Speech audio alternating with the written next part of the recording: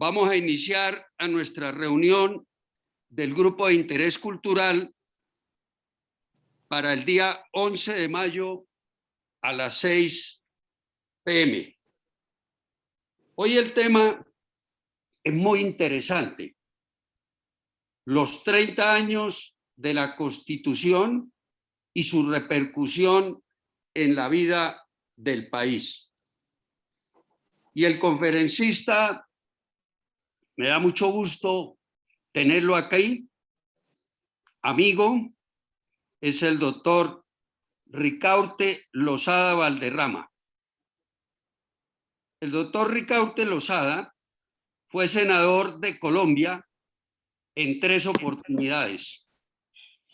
Fue elegido durante 25 años en las corporaciones públicas de elección popular, entre ellas diputado del Caquetá y Cundinamarca, concejal de Bogotá en 4 oportunidades y 2 veces presidente de esta corporación.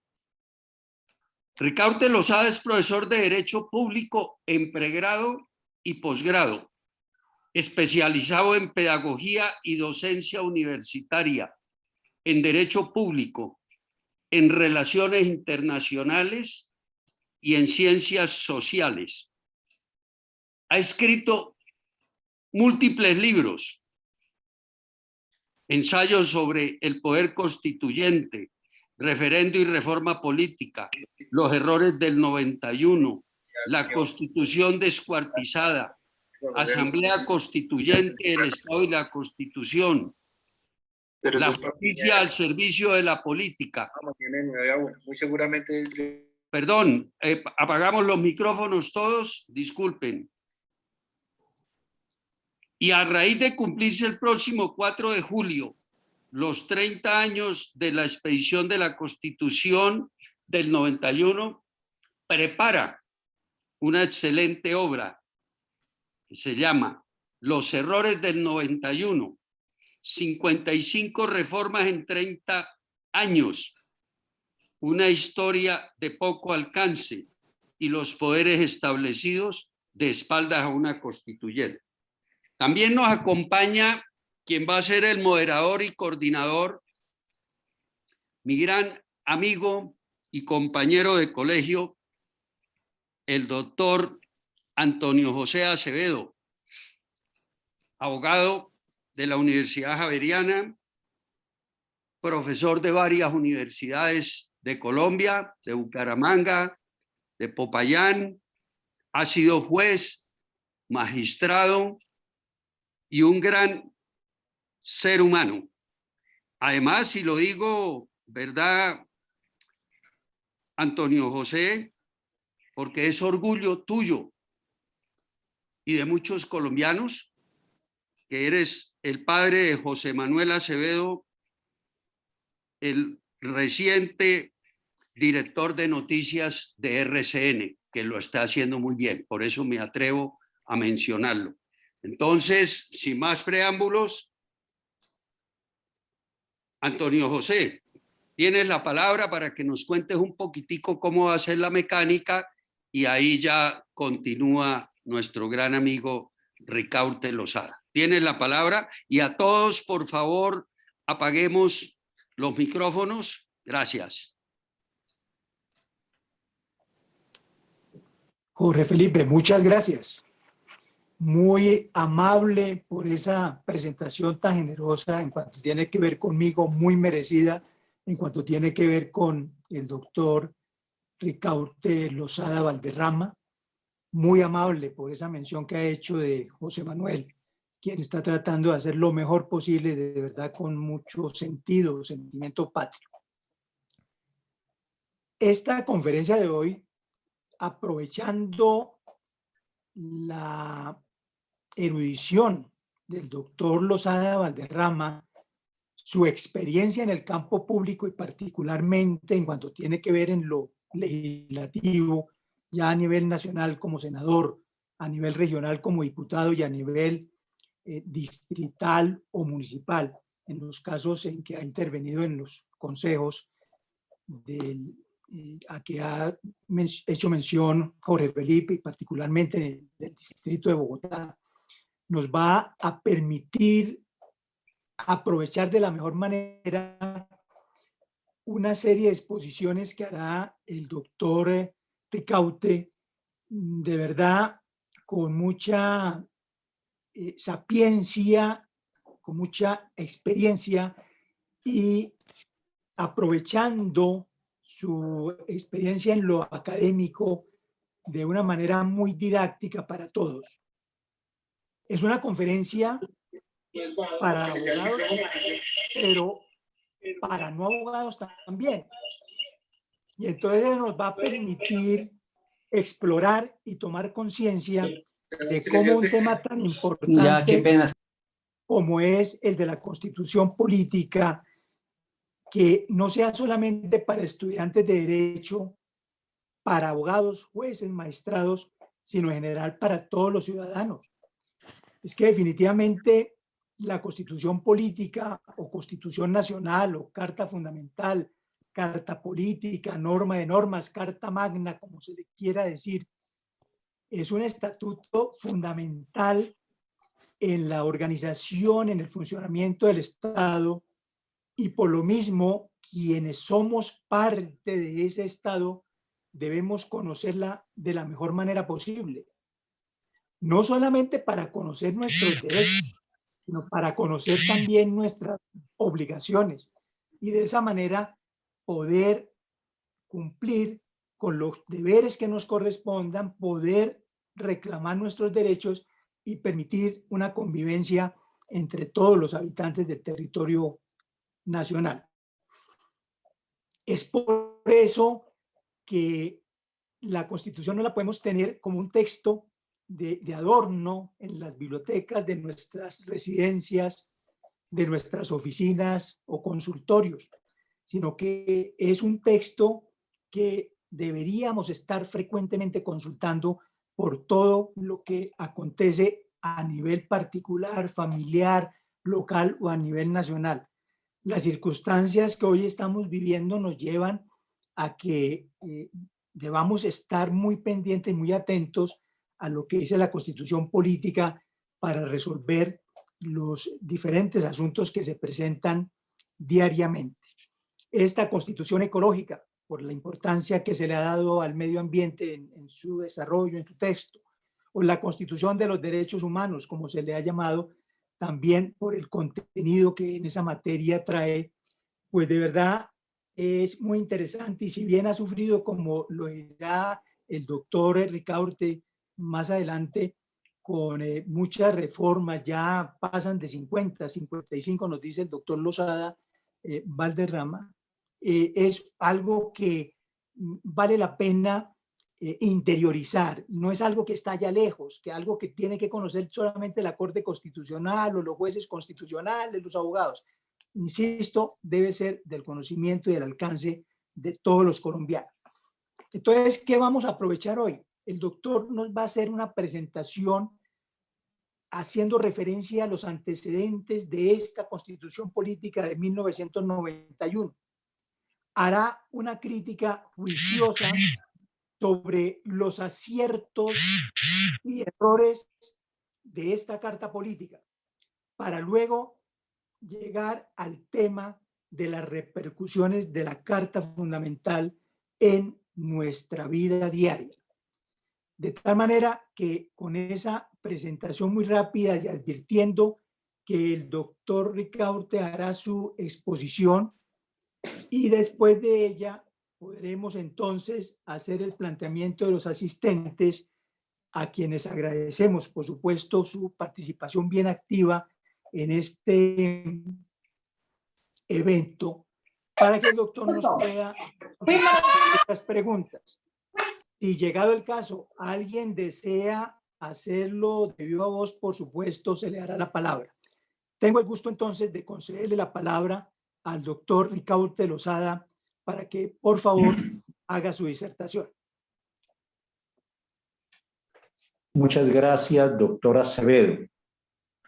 Primero pido disculpas por usar el tapabocas porque a mi casa han llegado unos amigos, unas personas que quieren escuchar esta charla y de ahí que ustedes que saben mucho más de esto que yo, es mejor tener la precaución. Porque ahí hay más gente y va a estar más... Primero, agradezco inmensamente a mi gran amigo Jorge Ramírez por invitarme a conversar con ustedes de este tema. Segundo, al doctor Acevedo, porque desde que Jorge me dijo que iba a moderar esta reunión, hemos intercambiado ideas muy productivas de parte de él. Por eso hemos seleccionado 7 temas, 7 subtemas, independiente de que después de mi charla ustedes tengan inquietudes sobre otros temas referidos a esta materia. 1. ¿Por qué todos debemos ocuparnos de la Constitución? 2. Algo de lo esencial de nuestra historia constitucional. 3. ¿Por qué se expide la Constitución actual? 4. ¿Cómo fue el proceso que originó la Carta? 5. Algunos de sus principales errores. 6. Algunos de sus principales aciertos. Y cuando digo algunos, es porque el tema es muy vasto y solo por razones obvias trataremos algunos de sus aspectos. Y 7, ¿cuáles han sido las principales repercusiones de la Constitución en la vida de los colombianos? Por supuesto que este último punto lo iré tratando a medida que me voy refiriendo a cada uno de los temas enunciados. En primer lugar, ¿por qué todos debemos ocuparnos de la Constitución? Y seleccionamos ese tema con el doctor Acevedo por una sencilla razón, porque muchas personas, muchos ciudadanos consideran que este es un tema para abogados o para especialistas o para estudiantes de derecho. No, señores. Por supuesto que es uno de los temas vitales sobre los cuales debiéramos ocuparnos todas las personas y con mayor veras todos los ciudadanos. De manera muy simple, una constitución es el mayor derrotero, el mayor proyecto que tiene cualquier sociedad, que tienen todos los estados. ¿Qué hace una constitución? Las constituciones organizan el Estado y organizan a la sociedad. Vale decir, no hay Estado sin constitución, porque no hay Estado sin un norte, sin una selección de aspectos básicos sobre los cuales actúa la sociedad y el Estado. De modo que la máxima decisión de un pueblo radica en organizarse políticamente, jurídicamente, socialmente. Y en la medida en que un pueblo se organiza, en esa misma medida se desarrolla. Esto es de la mayor importancia y una de las razones de nuestro retraso, de nuestro subdesarrollo, es que no hemos tenido las instituciones más adecuadas. Les pongo un ejemplo que muchos de ustedes conocen. Estados Unidos ha tenido una constitución en más de 200 años. La dejaron tan bien hecha que ha durado, que ha sido la única constitución que han tenido los Estados Unidos de América. De ahí una de las razones vitales de su desarrollo, de su prodigioso desarrollo. Y solo le han hecho 26 reformas, 26 o 27 reformas en más de 200 años. Para ellos la hicieron tan bien que solamente la han modificado 27 veces, pero en más de 200 años. En cambio, nosotros hemos tenido 9 constituciones nacionales. A la penúltima, que fue la de 1886, le hicimos 76 reformas y la actual va en 55.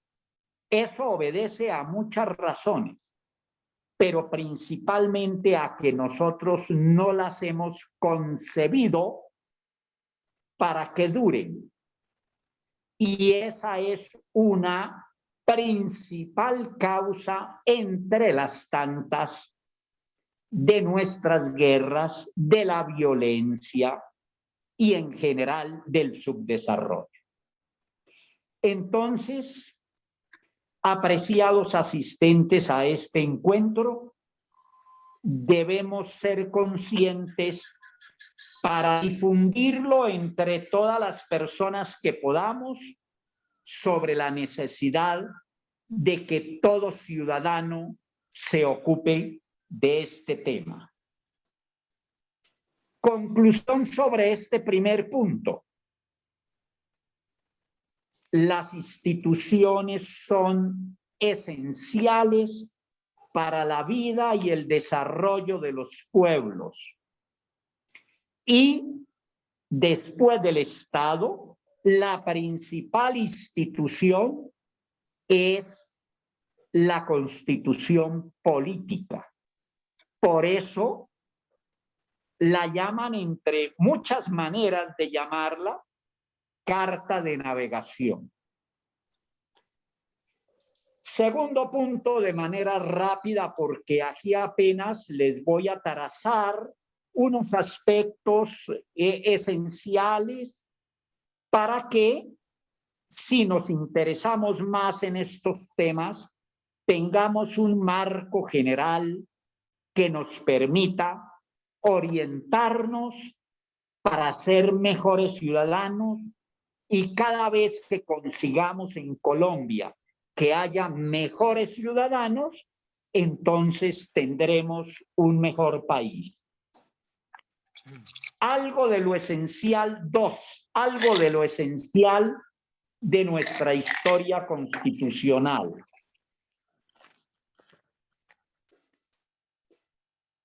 ¿Para qué les menciono este punto rápidamente?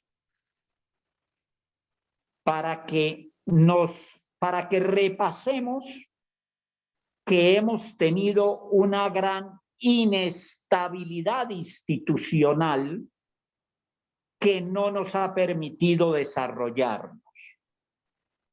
Pongo un ejemplo. Cuando vino la independencia, nosotros cometimos el error de tener un Estado federal. El hecho de que hubiésemos tenido un Estado federal en ese momento hizo que los españoles nos tomaran divididos y se produjera lo que se llamó la Reconquista Española.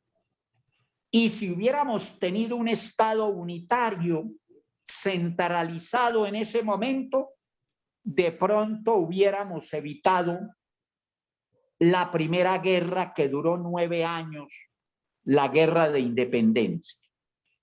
Cuando pasó la guerra de independencia, nos independizamos, apareció la Constitución de Cúcuta de 1821 que creó la Gran Colombia. En ese momento volvimos a equivocarnos. Y en vez de haber establecido ahí sí un Estado federal para darle autonomía a las 5 repúblicas que integraban la Gran Colombia, entonces nos dimos un Estado unitario y acabamos con la Gran Colombia. Les pongo solamente otro ejemplo.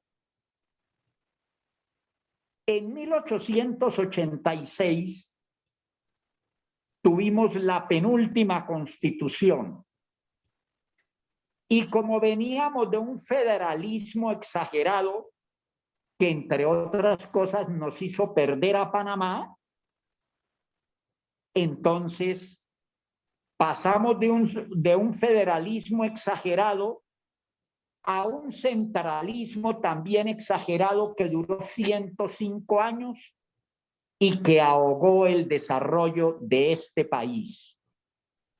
Y en 1991, con la Constitución que tenemos, establecimos alguna descentralización, pero ella es muy limitada.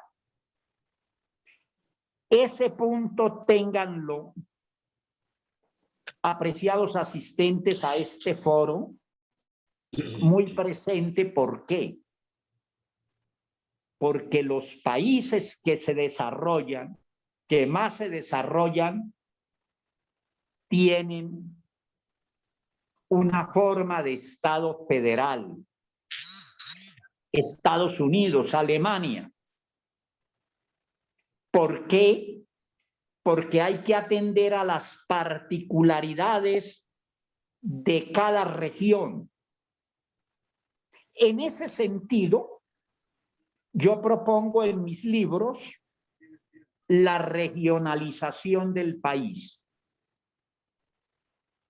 Es un modelo más o menos como el que tiene Francia o el que tiene España.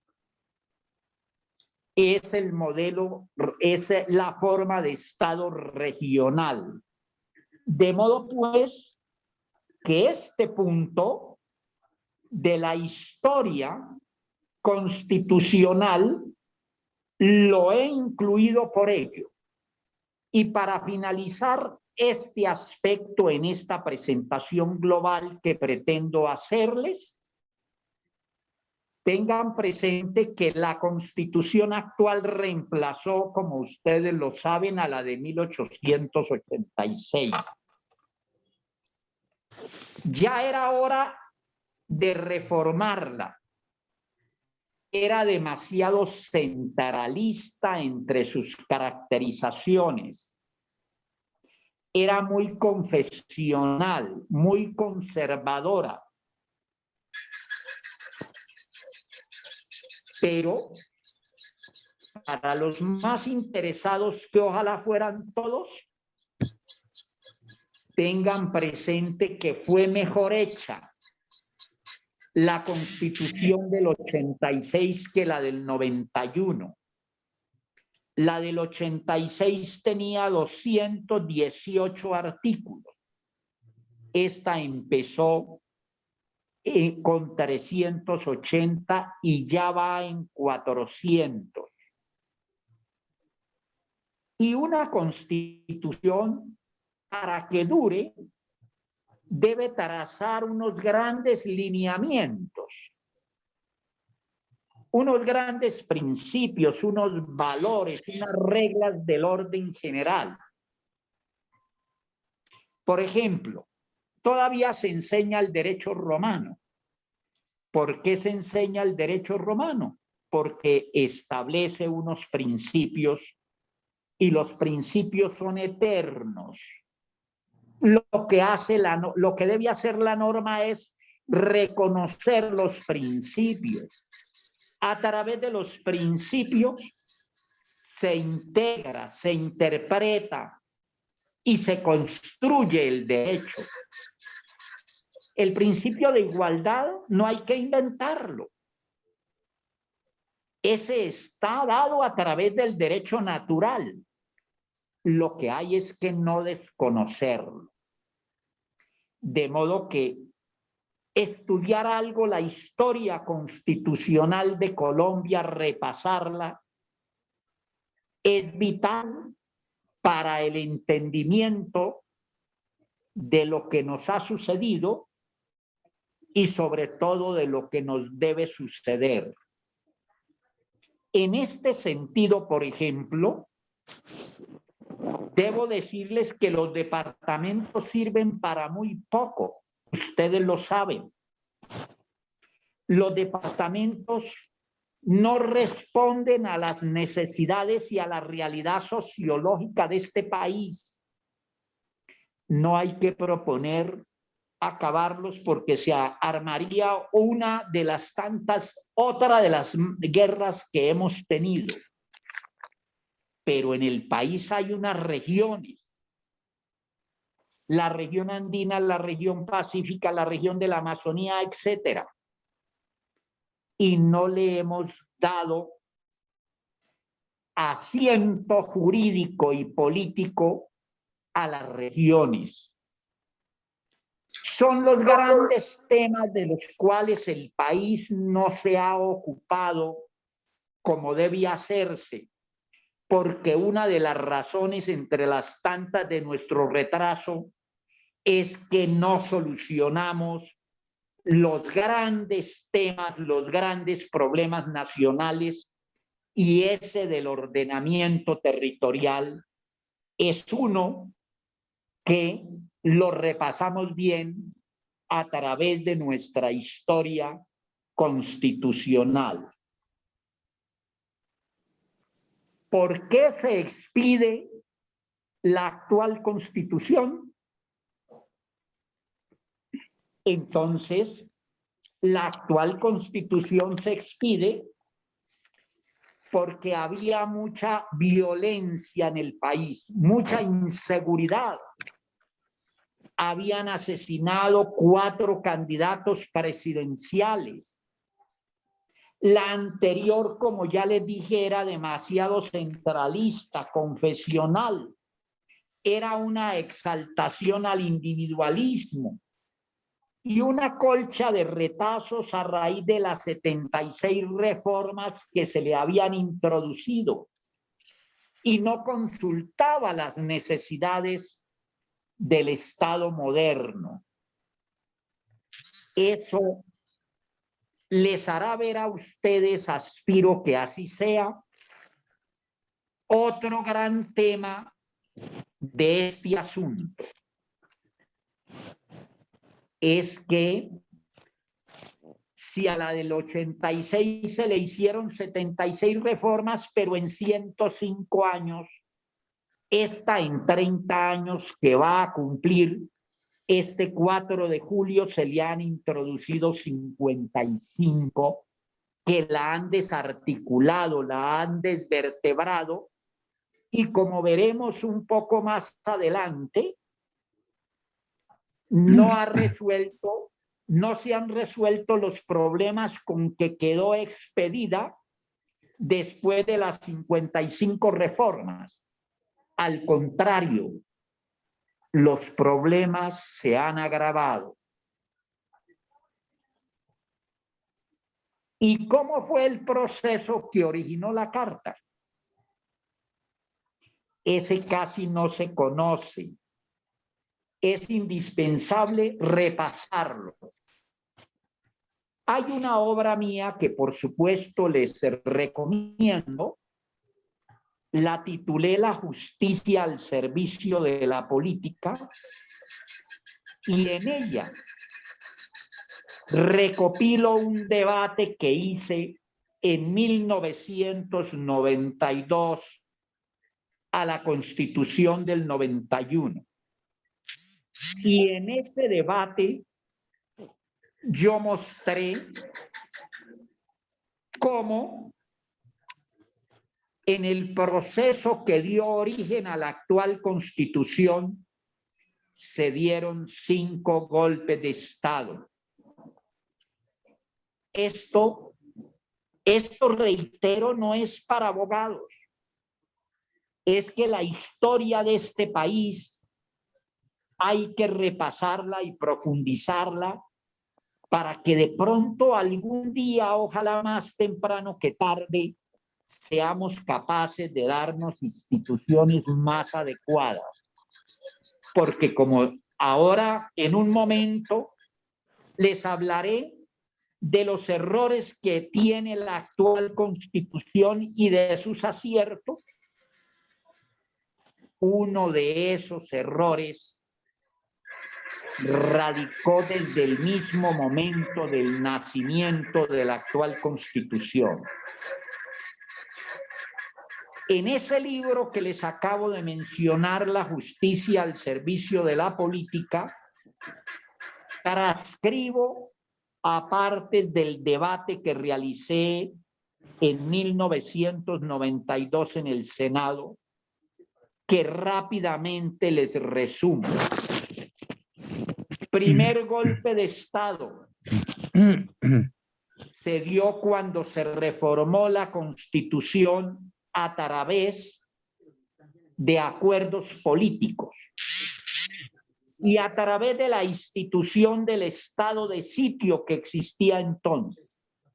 El estado de sitio era una institución para mantener el régimen y no para cambiar. Y la Constitución anterior establecía que no se podía reformar la Constitución sino a través de un acto legislativo expedido por el Congreso. Ese acto legislativo nunca se expidió. Y entonces yo era absolutamente partidario de que se reformara la Constitución del 86, pero respetando el Estado de Derecho. Fue una Constitución que nació ilegítima, porque entonces se desconoció ese mandato de la anterior Constitución que ha debido reformarse, estableciendo, como se estableció luego, la Asamblea Constituyente y el referendo para la reforma de la Constitución. Ahí se dio el primer golpe de Estado. El segundo se dio por la Corte Suprema de Justicia. Ustedes saben, amigas y amigos, una cosa muy sencilla, que antes de 1991 no existía la Corte Constitucional. Y entonces el control constitucional era ejercido por la Corte Suprema.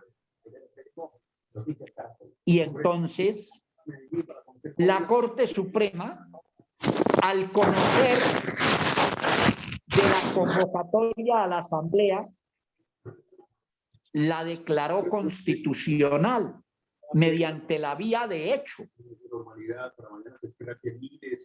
Eso no podía hacerlo jurídicamente. Ahí se dio el segundo golpe de Estado.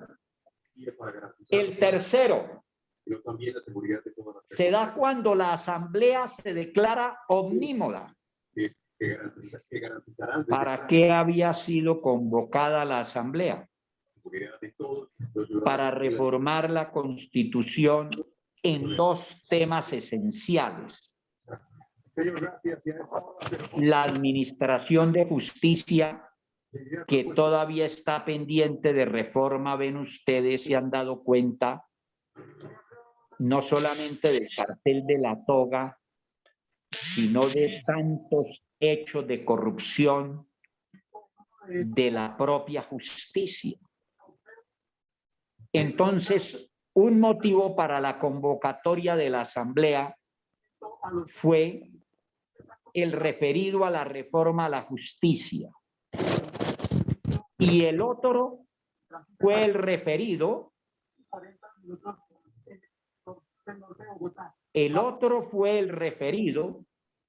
Es que vi a doña Támara de la Mota, mi gran amiga, y entonces quiero también saludarla a ella.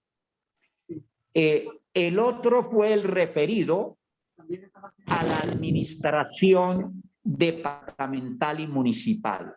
Reitero, la asamblea fue convocada para reformar esas dos materias. Y entonces la asamblea, ¿qué hizo? Dijo, no, señores, no vamos a reformar esas dos materias. Vamos a expedir una nueva constitución.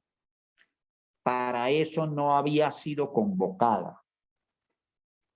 Y reitero que no es que yo no fuera partidario de la reforma como lo fui, como lo propuse, pero sin desconocer el Estado de Derecho, porque las consecuencias del desconocimiento del Estado de Derecho han sido muy grandes de manera negativa.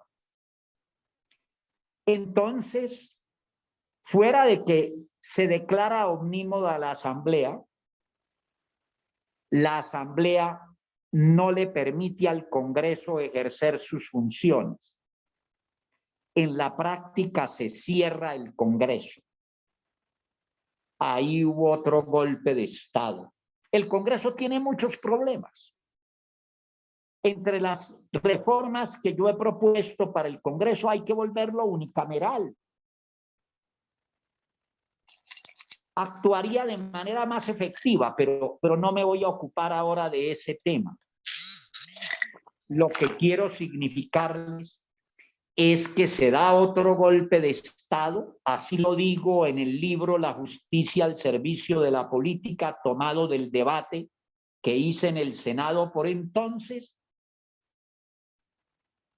Se cierra el Congreso y ahí hubo golpe de Estado. Y el quinto golpe de Estado se da cuando Gaviria sanciona una nueva constitución.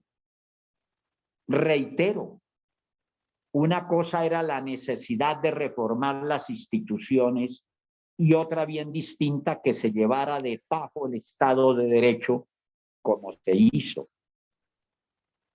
De modo que resalto ese punto del proceso que dio origen a la Constitución que nos rige. El siguiente punto seleccionado. ¿Cuáles son sus principales errores? Miren, señoras y señores, en la Constitución hay luces y sombras. Lo que pasa es que a través de las luces poco se ha beneficiado el país, mientras con las sombras se ha, como su nombre lo indica, ensombrecido aún más el destino de este país. No me voy a referir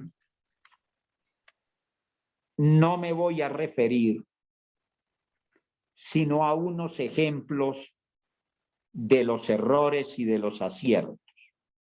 Errores. Politizó más la justicia. Por muchas razones. Una,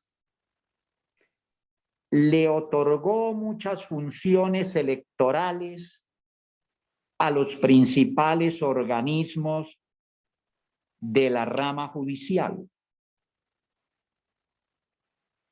¿A qué horas administran justicia estos señores del Consejo de Estado, de la Corte Suprema y de la propia Corte Constitucional si se lo pasan haciendo política, haciendo elecciones? Ejemplo, eligen al fiscal. Ejemplo. Bueno, para no cansarlos con ese tema, son muchas las funciones electorales que tienen tanto el Consejo de Estado como la Corte Suprema y un poco de menor grado la Corte Constitucional, pero todas tienen asignadas funciones electorales. Y uno de los tantos problemas agudos de este país es que la justicia está politizada y está politizada por muchas razones, esencialmente porque les han otorgado demasiadas funciones electorales. Y si hay algo que deba estar muy distante de la política, es la justicia.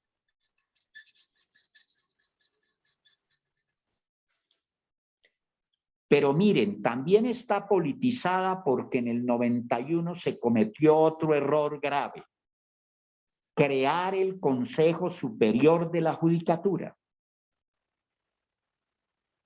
Y el Consejo Superior de la Judicatura, ¿qué hace en este campo? Seleccionar unas listas de las cuales eligen los magistrados del Consejo de Estado y de la Corte Suprema las vacantes. Entonces, quienes aspiran a ser consejeros de Estado o magistrados de la Corte Suprema tienen que hacer dos campañas. Una para que el Consejo Superior los incluya en las listas y otra ante la corporación, es decir, ante el Consejo de Estado o ante la Corte Suprema, para que los elijan. En esas condiciones, pues cómo no va a estar politizada la justicia. Entonces, otro error fue haber creado el Consejo Superior de la Judicatura, que se ha intentado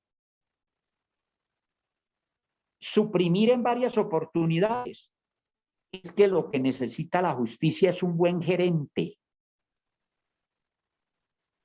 no ese tren burocrático, porque es que otro error de la Constitución, que ojalá me alcance el tiempo para mencionarles, es el referido a que en 1991 se crearon muchas entidades de justicia y ahora hay menos justicia.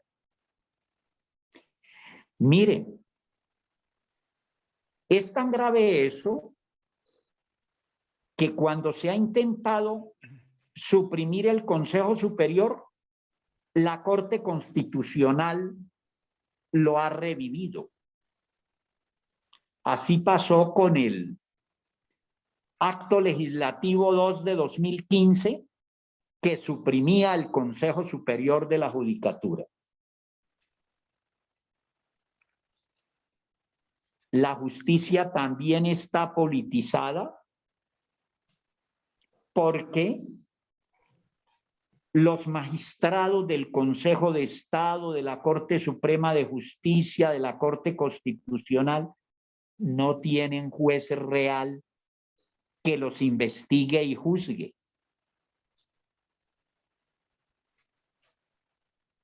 Los dejó con fuero constitucional. Ellos y otros tienen fuero constitucional, que significa que solamente pueden ser investigados y juzgados por la comisión de acusación que hay en la Cámara, que la llaman la comisión de absolución. ¿Por qué? Porque el Congreso no debe tener funciones judiciales. Es algo de lo tanto que es indispensable modificar. Pero miren, entre los errores de la Constitución actual es demasiado reglamentaria. Es decir, se ha confundido la Constitución con la ley. ¿Qué hace la ley en líneas generales? Desarrollar la Constitución. En promedio, las mejores constituciones del mundo son aquellas que tienen más o menos 150 artículos. Esta es de las más extensas del planeta. Otro error, dejó la descentralización, como ya les dije, a mitad de camino. Entonces, por ejemplo, consagró duplicidad de funciones. Y voy a citarles solamente un ejemplo en este caso, porque me parece que debemos ser conscientes de cómo, por ejemplo, la mejor reforma tributaria sería aquella que revise la estructura del Estado y de la administración para que suprima entidades allí donde no se necesitan, para que recorte la burocracia allí donde no se necesita. ¿Qué hace la Procuraduría General de la Nación? Una de las cosas que hace para el efecto de lo que quiero mostrarles, se ocupa de la defensa y la protección de los derechos humanos. Vital ese tema en un país como el nuestro, donde los derechos humanos se violan minuto a minuto y segundo a segundo.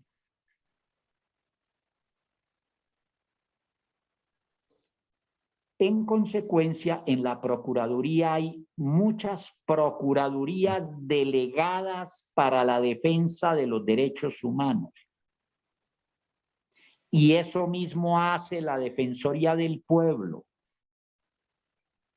Entonces, o sobran las procuradurías delegadas para la defensa de los derechos humanos en la Procuraduría General de la Nación, o sobra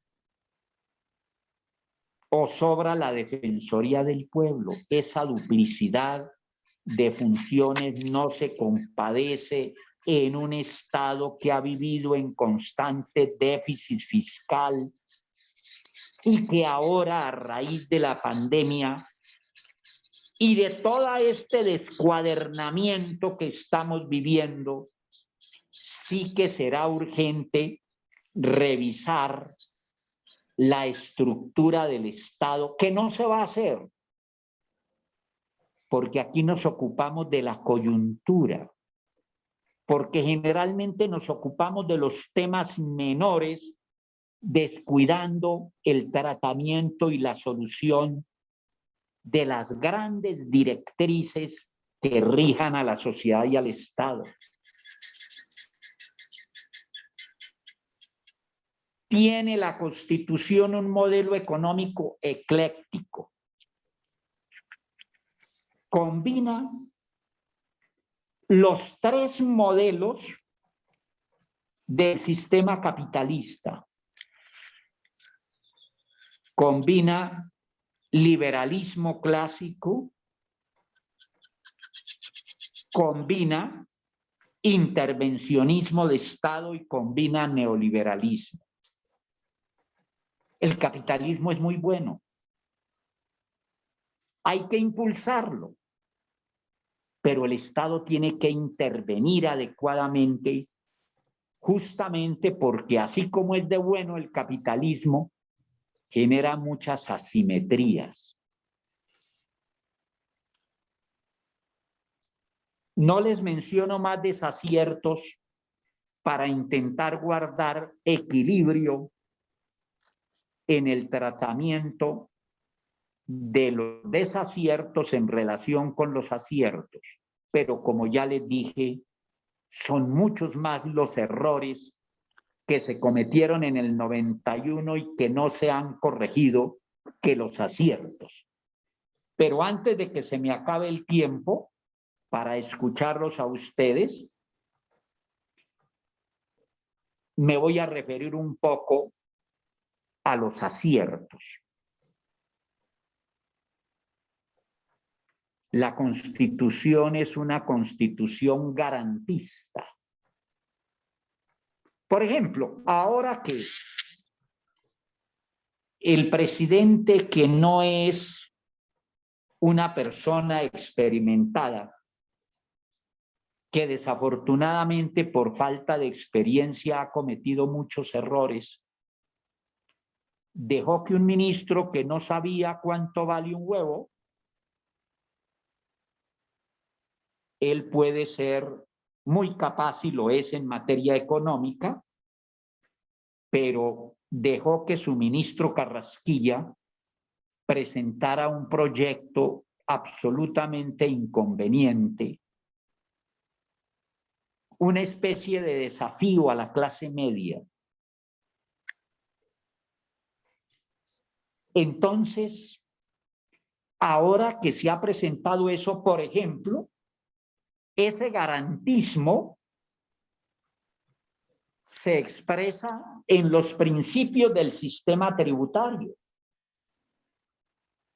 Por ejemplo, en el principio de reserva de ley, en cuanto que solamente el Congreso puede establecer tributos. Eso es muy importante. Dentro del garantismo. Dentro de ese mismo garantismo, pues está el principal, la consagración del Estado social, que nos llegó tarde a Colombia, pero lo adoptamos en 1991. Estado social que hay que hacerlo cada vez más real si queremos construir escenarios de equidad, de justicia y de paz. La tutela, que es para mucha gente la conquista más importante, pues se debió a la consagración del Estado social y en consecuencia a la importante Carta de Derechos que se estableció en 1991. Y no se limitó el constituyente de 1991 a establecer una importante Carta de Derechos, sino que estableció unos mecanismos para hacerlos efectivos. La acción de tutela, la acción de cumplimiento, las acciones populares, etcétera. En ese campo hubo un avance bien importante en 1991, al punto que se consagró un verdadero sistema de protección de los derechos. Se consagró un verdadero sistema de protección de los derechos.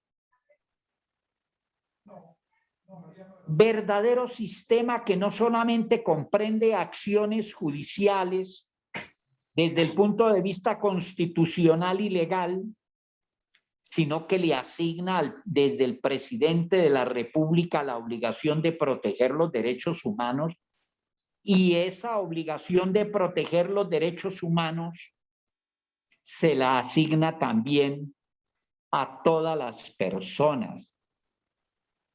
Dirán ustedes, pero eso no se cumple. Claro que se cumple en mínima proporción. ¿Por qué? Porque aquí hay otro factor en el cual debiéramos ser conscientes, ojalá todos los colombianos, porque una cosa es la constitución formal la hoja de papel. Y otra cosa es la Constitución que se aplica, la Constitución real, que ella responde a los factores reales y efectivos de poder. Es decir, que no ha bastado con hacer no basta con hacer unas consagraciones en el papel, sino hay que trabajar por la efectivización de lo establecido en la norma. Como lo mencionaba, el monitor, bueno, no monitor, digo mal, el orientador de esta reunión que colocó el doctor Jorge Ramírez, el doctor Acevedo, es una constitución ambientalista, la más ambientalista de América Latina, porque la Constitución recogió las 3 categorías de derechos, la clasificación de derechos de primera, segunda y tercera generación. Y dentro de los derechos de tercera generación están los derechos solidarios y ambientales, sobre los cuales nuestra Constitución, desde el punto de vista formal, es un ejemplo en América Latina. Antes de 1991 nosotros teníamos una democracia simplemente representativa. Elegíamos unos miembros en las corporaciones públicas, como los seguimos eligiendo, para que nos representen. En 1991 mantuvimos esa democracia representativa, pero la combinamos con la llamada democracia participativa y establecimos fuera del voto, del referendo de la Asamblea Constituyente, de la consulta popular, de la revocatoria del mandato, etcétera, etcétera, una serie de mecanismos de participación que todavía no los hemos utilizado adecuadamente. ¿Y cuáles han sido las principales repercusiones de la Constitución en la vida del país? Han sido positivas y negativas. Ejemplo de algunas negativas. Antes de 1991 teníamos nosotros un bipartidismo. Liberales y conservadores, los 2 partidos que rigieron hasta 1991. Era un sistema no propiamente conveniente, pero era mejor que el que tenemos ahora. ¿Por qué? Porque la Constitución, al reglamentar la existencia de los partidos, ¿qué hizo? Pulverizó la política. De 2 partidos pasamos entonces a 72 entre partidos y movimientos. ¡Qué exageración! Somos ciclotímicos. De 2 partidos nos fuimos a 72. Ha habido 3 reformas políticas después de 1991 y ahora quedan como 14 o 16. Todavía son muchos. Una democracia sólida, como debiera ser la nuestra, como no lo es, necesita partidos fuertes para que cuando llegan al poder tengan la capacidad de gobernar bien y para que cuando están fuera del poder tengan la capacidad de controlar mejor. es decir, de ejercer la oposición para que se puedan convertir en opciones de poder. La Constitución corrompió más la política. Y para hablar de ese tema solo les pongo un ejemplo. Creó la circunscripción nacional para la elección de senadores. Yo estuve haciendo campaña con circunscripción nacional y la conocí sobre el terreno y no solamente teóricamente en mi clase en la universidad. Una campaña para Senado es una campaña presidencial con muchas consecuencias absolutamente negativas. Primero, terminó de corromper la política porque ahora me dicen que para ser senador hay que gastarse 8 o 10 mil millones de pesos. ¿Qué es eso?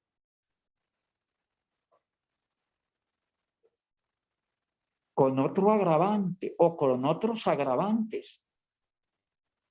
Ha dejado la circunscripción nacional para el Senado sin representación a las regiones que más necesitan representación. Los que se llamaban los antiguos territorios nacionales, que eran las antiguas intendencias y comisarías.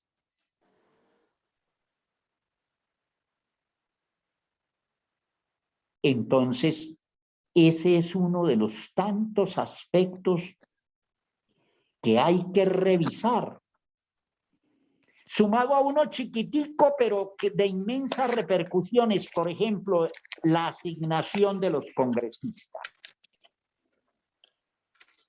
Hay un articulito, el 187 de la Constitución, que dice cómo se eleva, se aumenta la asignación de los congresistas en la misma proporción que se aumentan la de los empleados del sector central del Estado.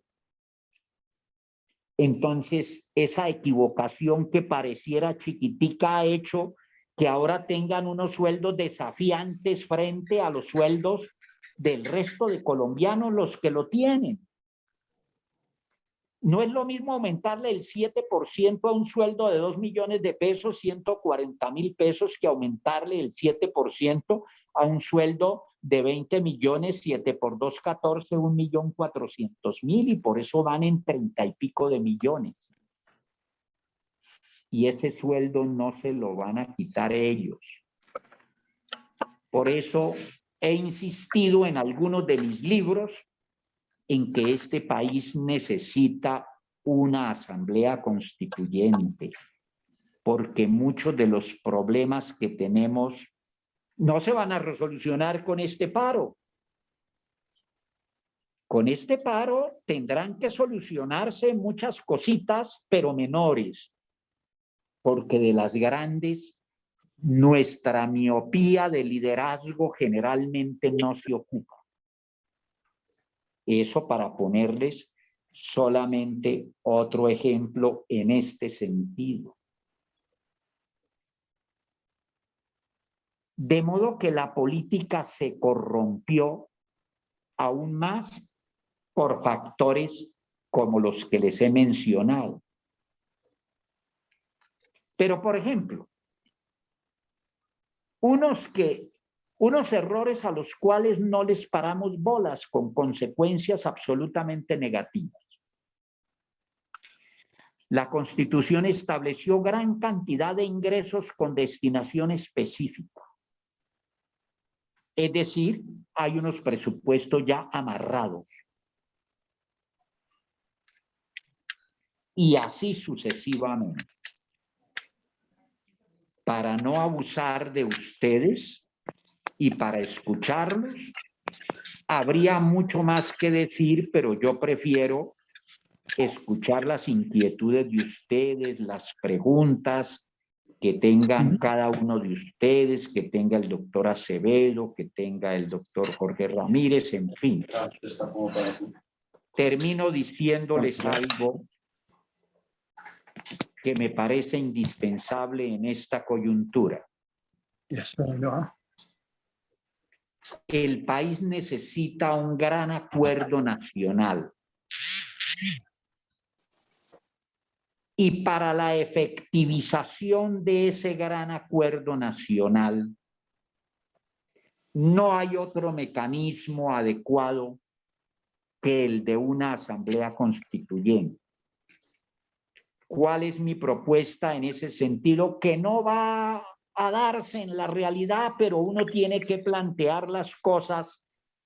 No.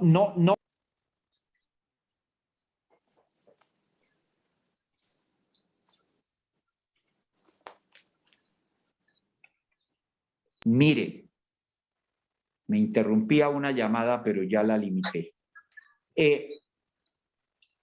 Una cosa vital. Ese acuerdo que se haga ahora va a necesitar unas reformas constitucionales. Parte de ellos va a necesitar unas reformas constitucionales que no las va a hacer el Congreso, como por ejemplo su sueldo. El de un Congreso que no le cueste tanto al país. El de una estructura del Estado más adecuada. ¿Quién coordina este Estado? Sobre todo en unas circunstancias tan graves como las actuales. Un presidente inexperto. Pero es que el presidente no tiene toda la coordinación general del Estado, porque hay independencia y autonomía de las ramas. Este país necesita una especie de comité coordinador que, manteniendo la independencia de las ramas del poder público, en casos como el de ahora, tan grave, sea capaz de reunirse a planear en conjunto al Estado, a dar una respuesta a problemas tan graves como el que estamos viviendo. Son muchos los temas, señoras y señores. Aspiro a haberles dejado algunas inquietudes que ustedes ya con seguridad conocen, pero que este es un tema que Jorge Ramírez ha escogido, siendo él un gran médico, porque es consciente de que ojalá los 30 años que se van a cumplir el 4 de julio de la actual Constitución nos sirviera, doctor Acevedo y participantes todos, para entender mejor que debemos mantener lo positivo que tiene la Constitución, pero cambiar lo que lesiona los intereses nacionales para que tengamos una carta de navegación que nos permita un mejor futuro. Muchas gracias.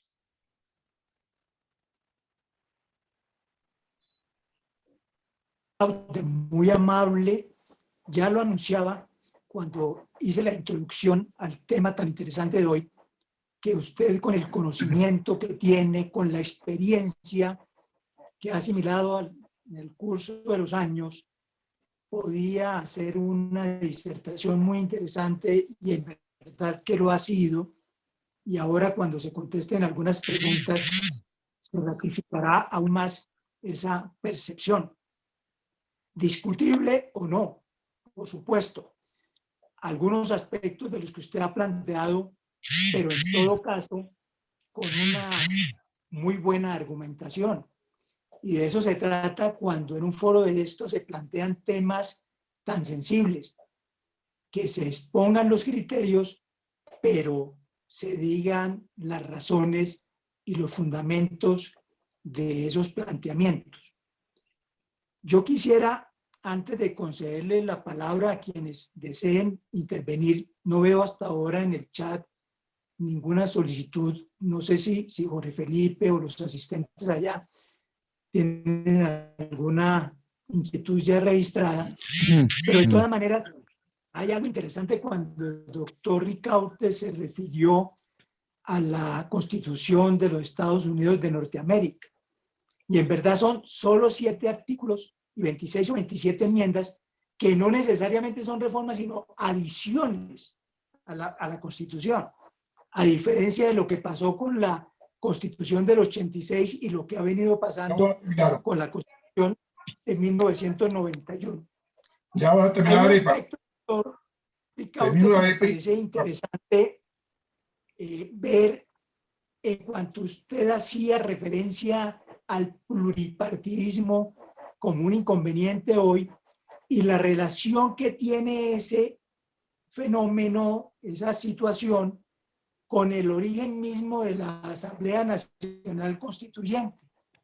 Fueron 74 delegatarios, 72 con derecho a voz y voto y 2 simplemente con derecho a voz.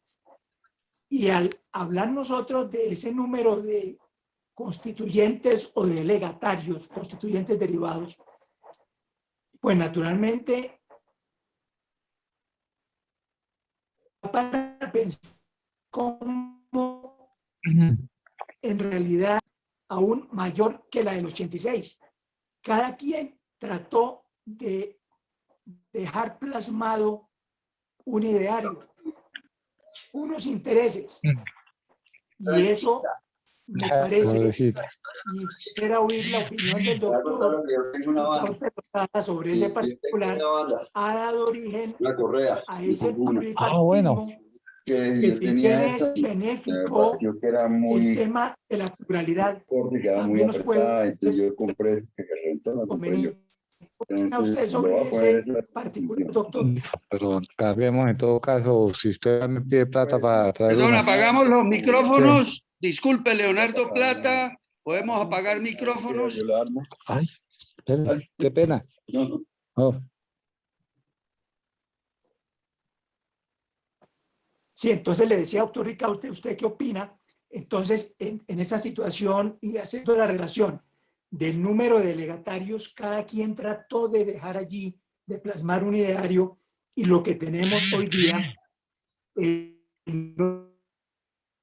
de vista, el modelo económico al que usted hizo referencia con mucha propiedad, sino también a lo que tiene que ver con el aspecto de los partidos políticos. ¿Qué opina usted sobre eso?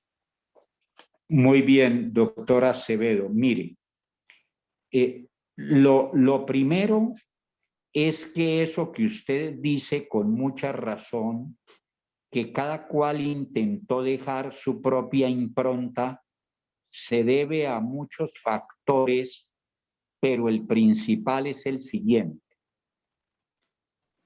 Cuando uno va al mercado, uno si no apunta en un papelito qué es lo que va a comprar, lleva planeado el mercado en su cabeza. Voy a comprar carne, voy a comprar huevos, etc. Pues si uno planea hacer el mercado, ¿cómo no va a planear hacer una constitución? Usted que conoce estos temas, pero no se requiere conocerlo, lo digo para usted y por supuesto para todos los asistentes. La Constitución del 91 no se planeó. Ese fue uno de los tantos errores.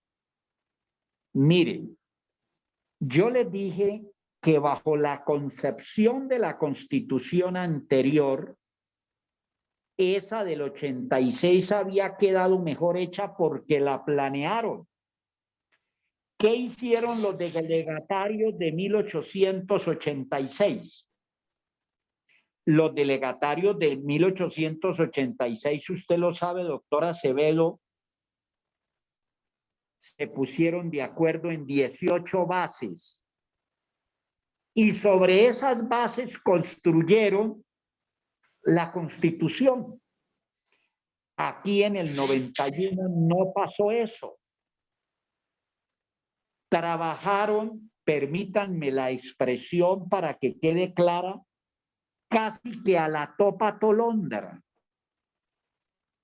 Es más, ustedes encuentran que la Constitución está llena de repeticiones, de contradicciones, porque el mismo esquema que se utilizó de trabajar en grupos no les alcanzó el tiempo para integrar más adecuadamente lo que había hecho cada grupo de trabajo. Entonces, si bien ha sido la única constitución de este país que ha sido producto de un gran consenso, ese gran consenso, doctor Acevedo, se desperdició en muy buen grado porque no se pusieron de acuerdo previamente en unas bases sobre las cuales iban a trabajar. De ahí tanta equivocación.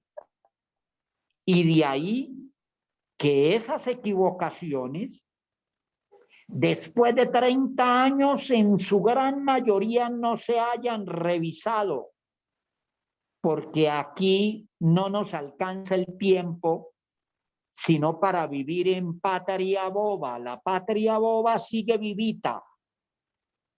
La patria boba no se ha acabado. Y entonces nos ocupamos generalmente, como les dije, de las cosas menores. Ojalá que la desgracia que estamos viviendo de este desbarajuste sirviera para que el país, en un gran acuerdo nacional que no lo veo como es, se pusiera de acuerdo en una gran reforma, manteniendo lo positivo que tiene la Carta del 91, pero haciéndole los ajustes que nos hagan resolver el modelo económico, el ordenamiento territorial, el tema de la justicia. El tema de la justicia no da más espera.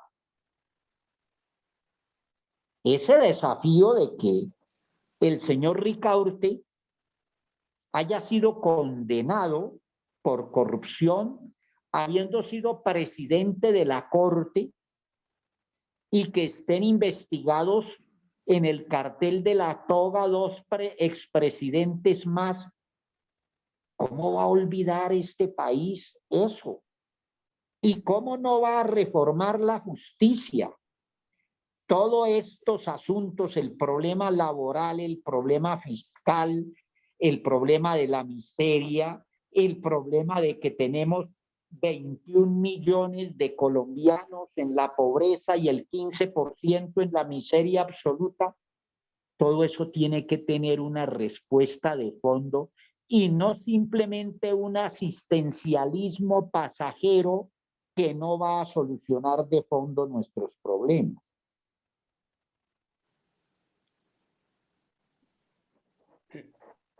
Antonio José, yo quiero un comentario y una pregunta para Ricaurte.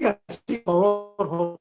Lo primero, felicitarlo por esa excelente presentación en 50 minutos, donde no es fácil hacer un resumen, sobre todo para personas neófitas como gran mayoría de los que estamos acá, que no somos abogados, somos muchos del sector salud.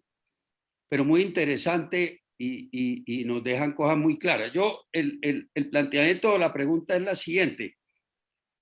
Usted nos lo dice muy claro que la mejor carta de navegación que hay en el continente es la de América del Norte, Estados Unidos. Y seguramente, pienso yo, que basada en sus genes anglosajones. Y para mí eso tiene mucho que ver. La pregunta es cómo estamos nosotros comparados con México, Argentina y diría Chile. Yo sacaría Brasil porque conozco un poco de la idiosincrasia del brasilero, pero comparándonos con México, Chile y Argentina, ¿cómo está nuestra constitución? Y segundo, si la del 86, que es la importante, ¿qué tanto en ese momento? Pues ya no dependíamos de España, pero yo sí creo que nuestros genes y todo de los ibéricos tiene que ver mucho en esto. ¿Qué piensas? Gracias, Ricardo. Muy bien, muy bien. Mire, apreciado Jorge, me voy a detener a raíz de su pregunta en lo de Chile. ¿Por qué en lo de Chile? Porque Chile tuvo una situación similar a la de Colombia, con una serie de protestas, una situación muy grave, y Chile le dio respuesta de manera adecuada. Se pusieron de acuerdo todos los partidos, los de derecha, los de izquierda, todos, y acordaron realizar una asamblea constituyente con el propósito de expedir una nueva constitución. A raíz de la pandemia se aplazó esa elección, pero por estos días debe realizarse la elección de los 55 delegados. Entendieron los chilenos que una respuesta de fondo al problema es el de posibilitar un nuevo pacto social que en Chile se rompió y que aquí también está prácticamente averiado. Lo que necesita Colombia y lo que va a hacer Chile es recomponer el pacto social.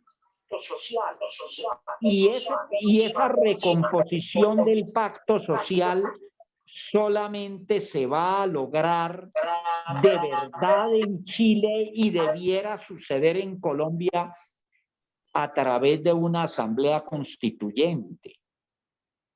En uno de mis libros, que lo titulé "De las cenizas del Estado-Nación ha de surgir un nuevo Estado mundial", dependería del ciudadano mundial, toco ese proceso chileno. En cuanto a México, ¿qué es lo que más identifica a México con Colombia en este sentido institucional? La gran inestabilidad que ha tenido, donde también su constitución ha sido demasiado reformada. ¿Y qué es lo que hizo que en Argentina, que era una potencia mundial, viniera a menos? El problema de la izquierda, del socialismo. Y en ese sentido, permítanme decirles que hay algo fundamental que la humanidad no ha tenido en cuenta y que debiera tenerse en cuenta en Colombia y en todo el mundo. El día que sea capaz el ser humano de mantener el capitalismo, pero de darle cabida a ciertos aspectos del socialismo, estaría consiguiendo un modelo y un sistema económico adecuado. Pongo un ejemplo. hay que proteger la propiedad privada a base del sistema capitalista. Pero allí donde no hay posibilidades de que muchos tengan propiedad privada, incentivar para que tengan propiedad colectiva. Es que la verdad se consigue más fácilmente en el punto medio.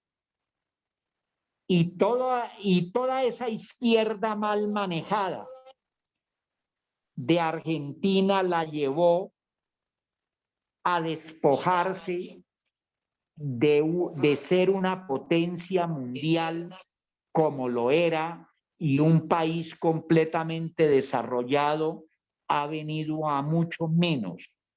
Y en todo eso han incidido las instituciones, porque lo que hacen los gobiernos, lo que hace el poder político, ante todo lo que debe hacer es construir unas instituciones adecuadas. Por eso yo empecé mi charla insistiéndoles a ustedes de que de las instituciones depende en muy buena parte la vida y el desarrollo de los pueblos.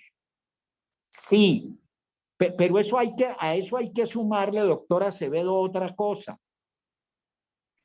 Y es que en el mundo hay una crisis de liderazgo y que de ella no se escapa Colombia.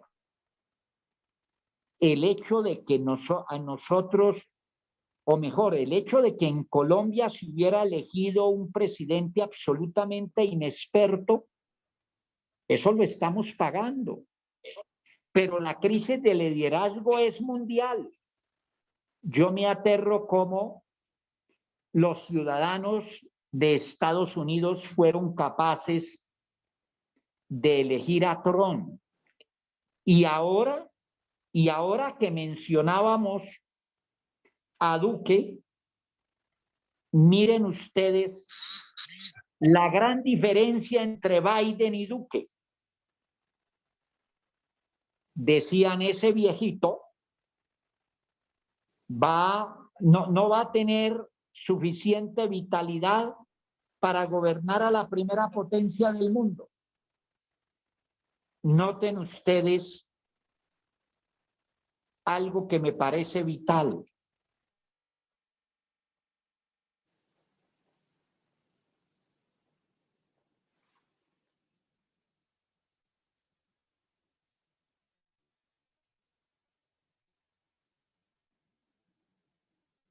Perdón, se congeló la imagen, no hay audio.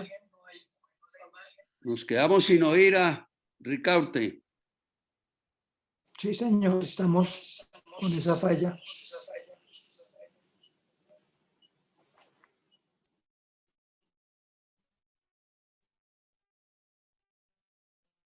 Sí.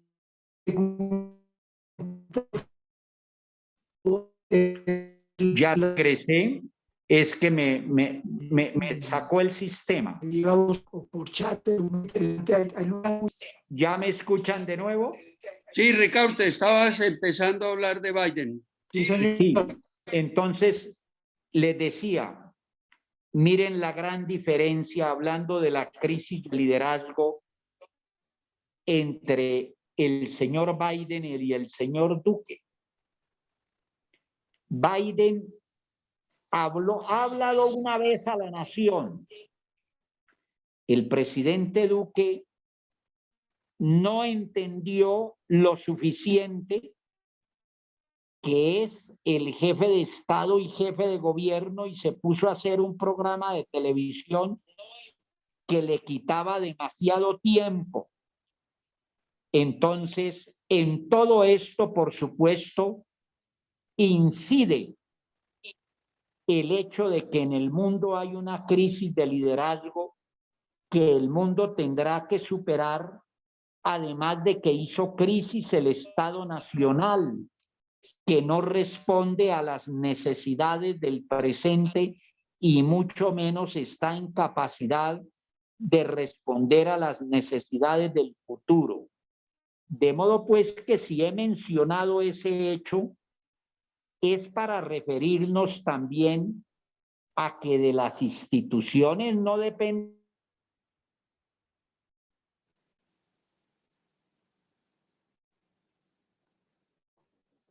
Nos volvimos a quedar sin audio.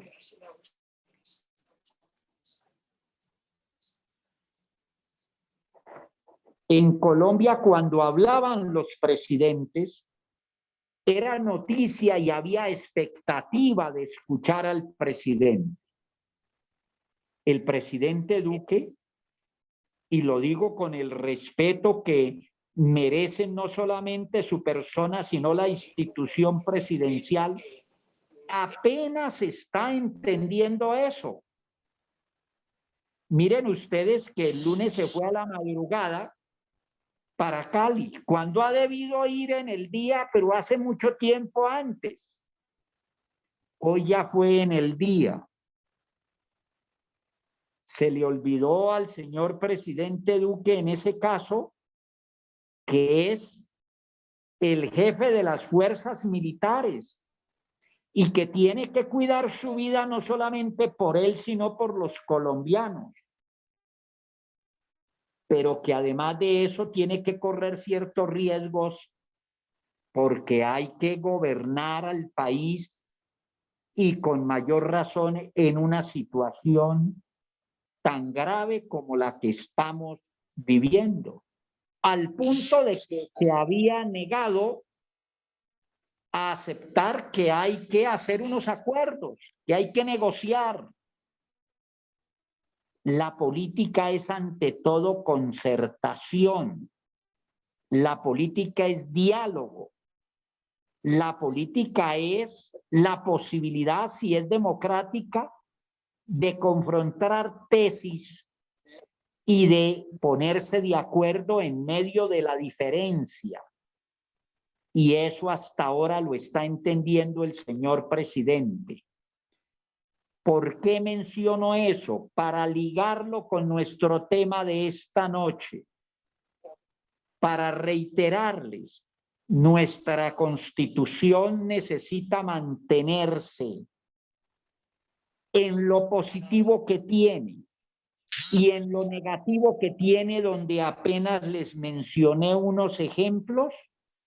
Es indispensable entender que manteniendo lo bueno, mientras no se solucione lo malo que tiene, la respuesta a una crisis como la que estamos viviendo solo será parcial.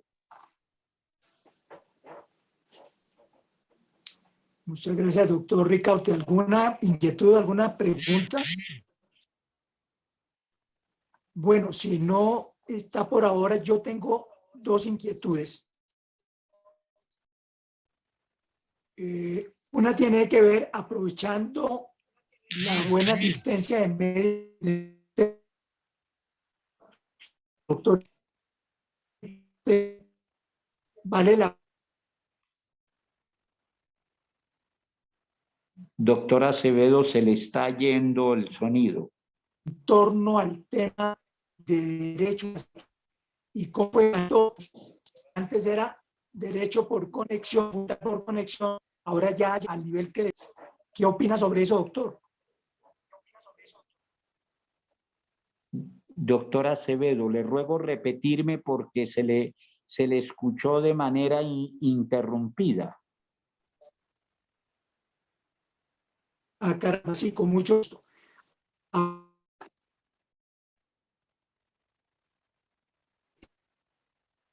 Hay un buen número de asistentes médicos. Vale la pena que... No. A ver, así por este medio. ¿Me escucha mejor, doctor Ricaurte? Ahí sí mejor, Antonio. Bueno. Mira, le decía yo al doctor Ricaurte que aprovechando que en el foro hay un buen número de médicos, si nos puede hacer referencia al tema del derecho a la salud y cómo fue ganando con el tiempo en la protección constitucional. Por favor. Sí, señor. Sí. ¿Ahí me escuchan bien? Sí, señor, sí. Ok. Desde mi óptica, desde el punto de vista constitucional, el derecho a la salud no fue consagrado como derecho fundamental. Es decir, sobre ese derecho no hay directamente en la Constitución la posibilidad de interponer una acción de tutela, pero por conexidad, el derecho a la salud es un derecho fundamental. Allí se dio un paso bien positivo en materia de salud en mi concepto, pero son ustedes los médicos los que me pueden enseñar a mí en ese sentido. ¿En qué consistió ese paso fundamental? En que se universalizó más el derecho a la salud, en que ahora hay una cobertura y eso viene como cosa positiva de la Constitución de 1991, en el sentido de que la salud puede ser prestada por el Estado o por los particulares, y se ha combinado bien el hecho de que se preste en ambos sentidos, cosa que ha implicado un avance en cuanto respecta a la cobertura en salud. Ese es uno de los casos entre los tantos donde la iniciativa privada hay que aprovecharla, porque es que el problema, doctora Acevedo, en mi concepto, no es que haya ricos. El problema es que haya pocos ricos y que haya muchos pobres. De modo que todo lo que se pueda hacer para mejorar la ganancia, siempre que haya posibilidades de redistribución real, como se hace en este caso a través de la salud, en mi concepto, vale la pena. Pero en este caso son ustedes los expertos y no yo. Muy bien, doctor. Antonio, Siga, Jorge Felipe, creo siga. que está pidiendo la palabra nuestro gran amigo paisano Alfonso Valdivieso, es fiscal general. ¿Tienes la palabra, Alfonso? Bueno, un saludo muy especial, Jorge. Un saludo muy especial a Ricardo Ortega. Bueno, y también nuestro amigo José Manuel Acevedo, Antonio Acevedo, un gran colega y compañero también en la Universidad Javeriana. Yo quiero hacerle una pregunta, doctor Ricardo Ortega. La idea que tuvo la Constitución al definirnos como Estado Social de Derecho, pues bueno, tiene diferentes maneras de materializarse. Una de ellas, tal vez la más concreta, es el gasto público social, que se estableció como concepto en la Constitución y que fue desarrollado en el Estatuto Orgánico del Presupuesto de forma específica, ya en su definición. El gasto público social reconocido inclusive por gobiernos recientes, muy enfrentados, el gobierno Uribe y el gobierno Santos y el gobierno Duque, han sido muy importantes para lograr, desde luego, la disminución de la pobreza extrema, algo que sin duda se vio afectado por la circunstancia actual, ¿no? Pero digamos, independientemente de la coyuntura, ¿qué opina usted de esa figura, de ese instrumento, de ese mecanismo que es un gasto de mejor categoría o de mejor familia, digamos, en la Constitución, y ese impacto en la superación de la pobreza extrema? ¿Ha funcionado en su concepto? ¿Cómo lo ve? Gracias, Alfonso. Tiene la palabra, doctor Ricardo. Ricaurte, por Muy favor. bien, doctor Alfonso. Ante todo, me encanta saludarlo y me encanta verlo. Y quiero decirle que ese es un aspecto vital dentro del garantismo importante que tiene la Constitución de 1991. Usted es una autoridad en este tema y ojalá que esté de acuerdo conmigo en que indudablemente ese es otro aspecto, y lo mencioné en el garantismo, bien importante de la Constitución de 1991. Es indudable que el gasto público social, en el momento en que realmente seamos capaces de derrotar la guerra en Colombia, va a poder aplicarse mejor de acuerdo con el artículo constitucional que lo consagra.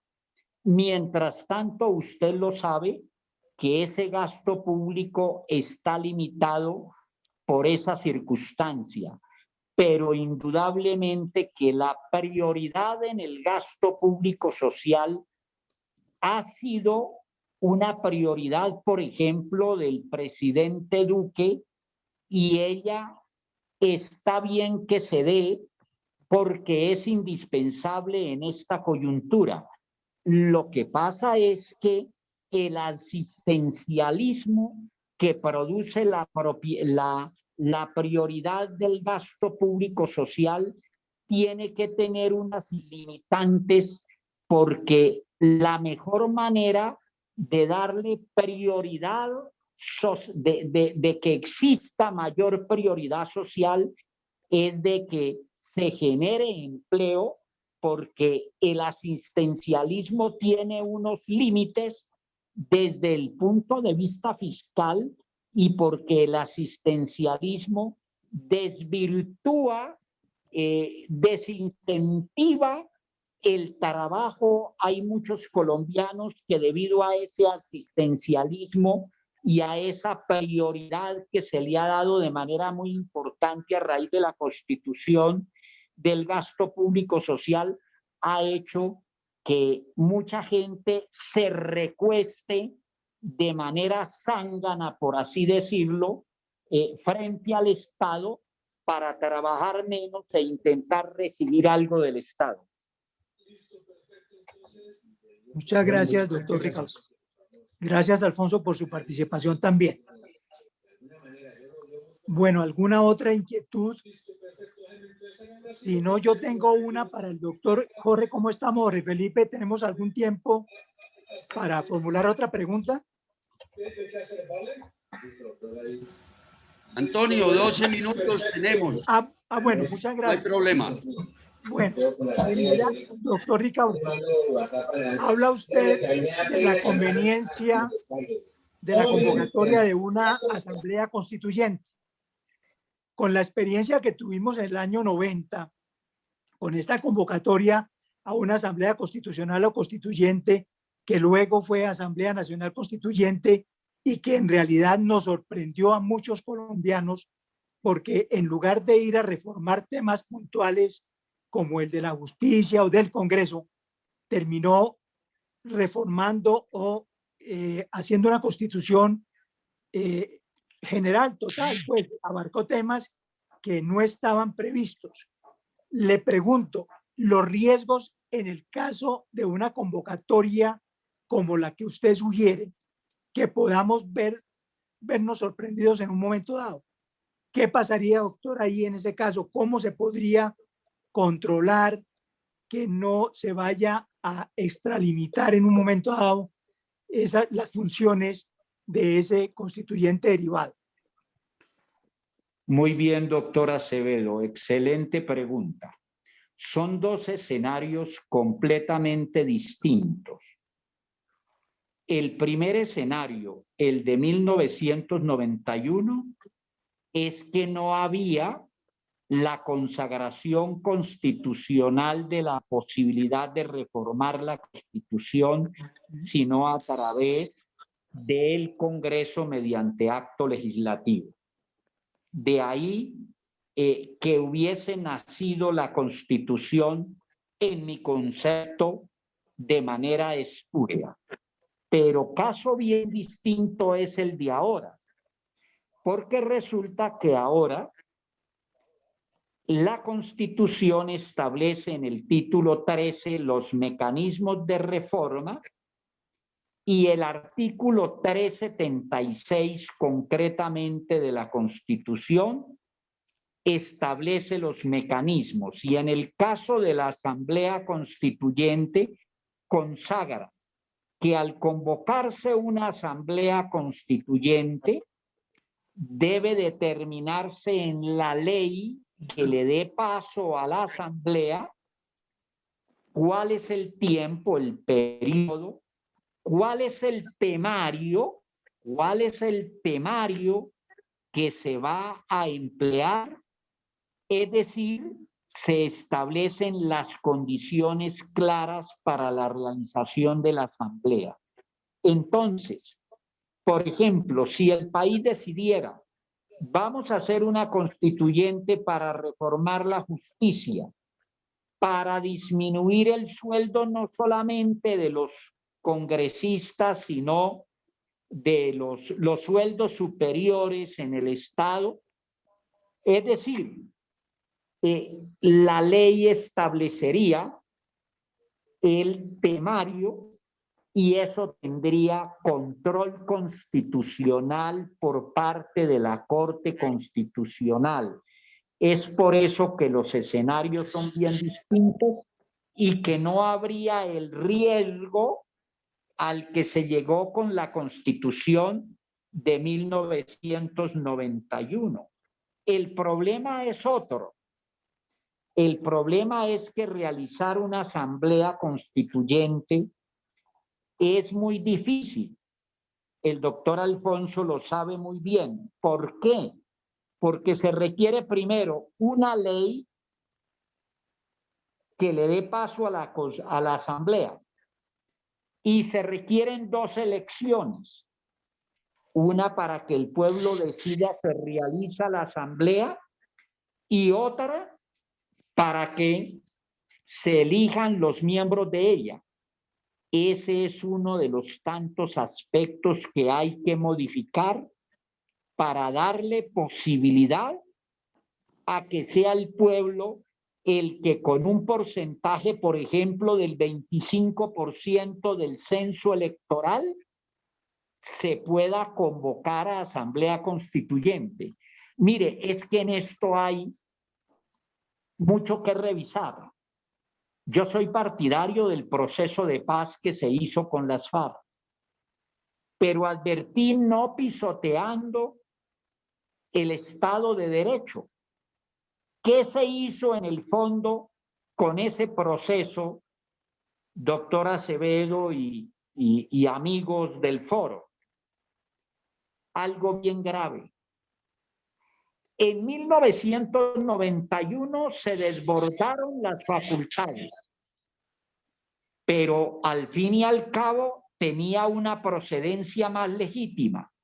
En cambio, a través de los acuerdos de paz de La Habana, hubo una asamblea constituyente disfrazada. ¿Entre quiénes? Entre el Estado y la guerrilla, entre el gobierno mejor y la guerrilla. De modo que una asamblea constituyente serviría para legitimar los acuerdos de La Habana, que para muchos colombianos son ilegítimos. Pero es indudable que si este país quiere futuro, tiene que darle paso. Menos mal que ya se está diciendo que ha habido conversaciones entre el propio presidente Duque y el Ejército de Liberación Nacional. Y el Ejército de Liberación Nacional siempre ha dicho que no haría un acuerdo de paz que no estuviera refrendado en una convención nacional, que para el efecto es lo mismo que asamblea constituyente. Entonces, bajo el entendido de que no tendría posibilidades de desbordarse, en este caso la asamblea es el único mecanismo a través del cual se puede enderezar de verdad el destino de este país. ¿Por qué no el referendo que propone el presidente Uribe? Porque ustedes deben saber que un referendo, para que prospere, tiene que tener muy pocas preguntas, porque entre otras cosas no hay la capacidad en el pueblo de resolver muchas preguntas al mismo tiempo. Se necesitaría una gran pedagogía. Acuérdense del referendo que se realizó en el año 2003 o 2004. No estoy seguro si fue 2003 o 2004, en todo caso fue en uno de esos años, que le fracasó al presidente Uribe, donde solo se aprobó una sola pregunta y sin importancia.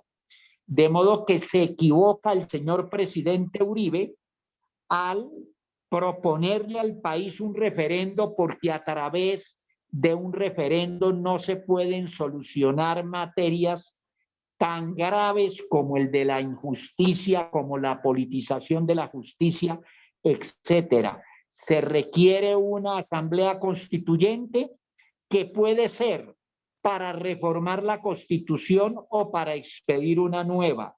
La que yo propongo es para reformar la Constitución, estableciendo un temario específico que no daría lugar al desbordamiento que se presentó en el 91 y que tendría control constitucional por parte de la Corte Constitucional.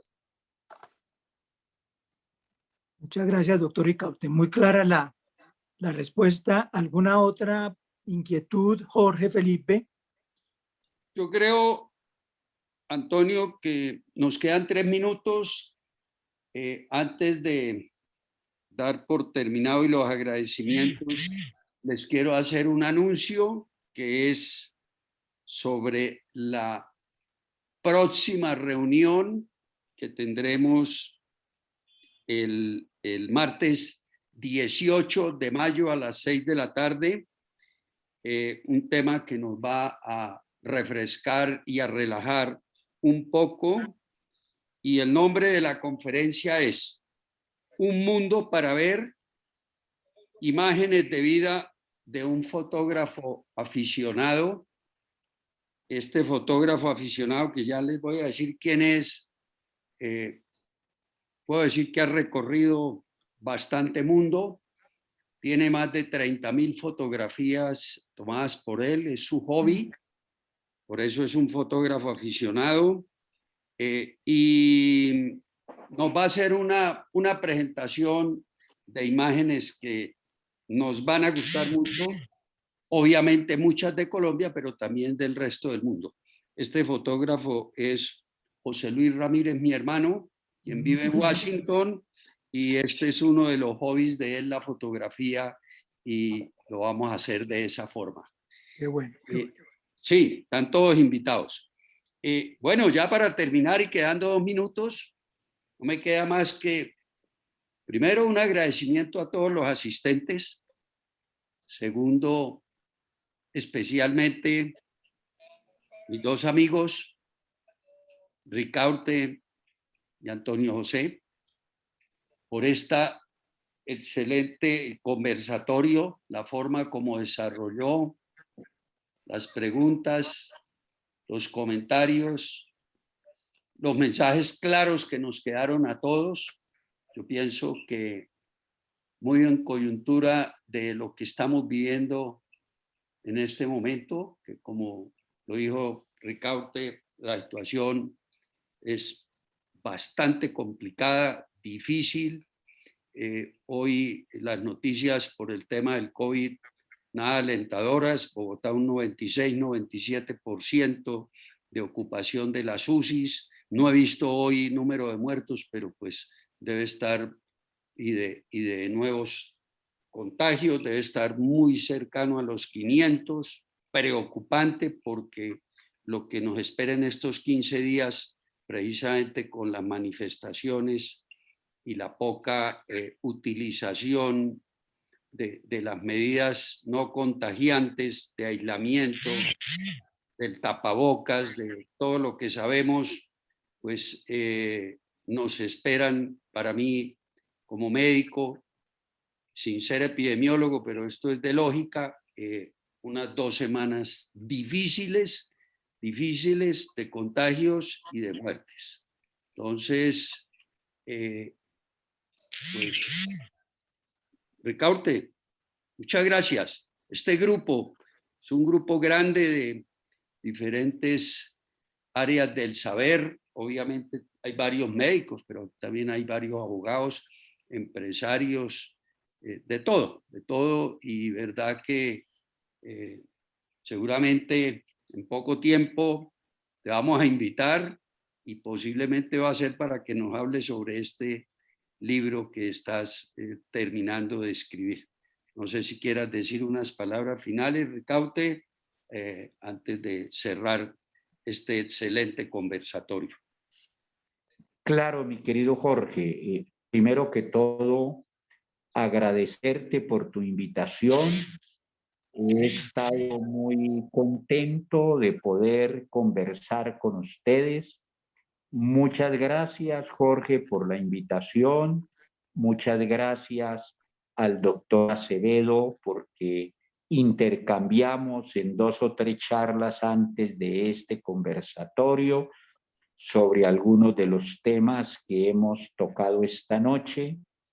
A todos ustedes les dejo la inquietud de que entre más nos ocupemos de ayudar a formar mejores ciudadanos, mejor le va a nuestro país.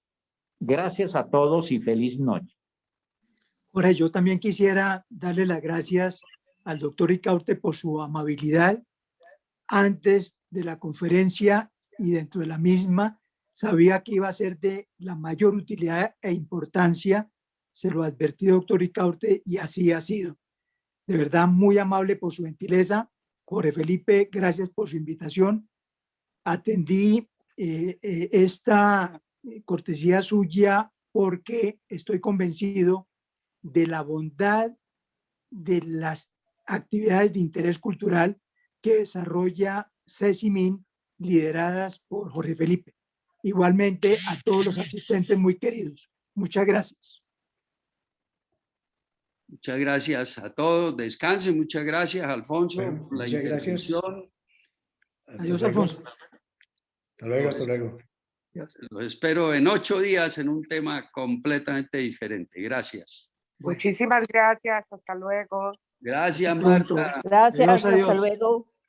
Gracias, feliz noche. Nando, Cristina, todos. Muchas gracias, Cristina. Gracias a los dos. A Mara, todos. muchas gracias. Ahí la nombró en mitad de conferencia, Ricaurte. Excelente conferencia y a ti mi agradecimiento por tenernos siempre actualizados y en permanente conferencia de temas demasiado importantes para todos nosotros, haciendo esta pandemia menos ingrata.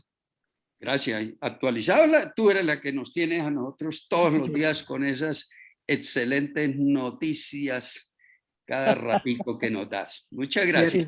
Cierto. Bueno, que estén bien. Muy bien. Antonio, Descansen. José, que estés bien. Doctora, Gracias, lo muy mismo. amable. Adiós. Gracias. Hasta luego.